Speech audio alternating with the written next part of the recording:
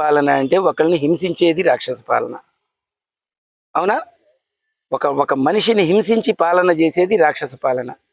అరే ఈ గుడిసెలు చూస్తా ఉన్నారు కదా, ఈ గుడిసెల్లో జీవించేటువంటి వాళ్ళకి వాలంటీర్ వ్యవస్థనిచ్చి, వాళ్ళకి ఇంటి స్థలాలు ఇచ్చి, వాళ్ళకి అమ్మఒడి ఇచ్చి, వాళ్ళకి పిల్లలకి మంచి విద్య అందిస్తూ, ఇంగ్లీష్ మీడియం విద్య ఇస్తూ, 45 సంవత్సరాలు దాటితే వాళ్ళకి చేయూతనిస్తూ, వాళ్ళు పొదుపులో అప్పులు చేసి ఉంటే వాళ్ళకి ఆసరా కింద వాళ్ళకి డబ్బులు ఇస్తూ, వాళ్ళకి ఏం కావాలంటే ఈ ఇంటికి పంపిస్తూ, ప్రభుత్వ శాఖలన్నింటినీ కూడా ఈ గుడిసెల ముంగిటికి తీసుకొచ్చినటువంటి జగన్మోహన్ రెడ్డి గారిది రాక్షస పాలన.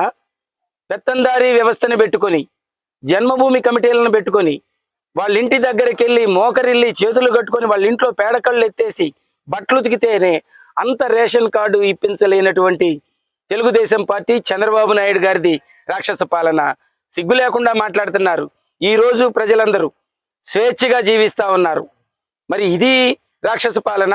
మీరు చేసినటువంటి ఆ జన్మభూమి కమిటీలను పెట్టి తెలుగుదేశం పార్టీ అంటేనే ఒక బానిసల కర్మాగారం, ఒక బానిసలను తయారు చేసేటువంటి కర్మాగారం అని పేద వర్గాలందరూ తెలుసుకున్నారు.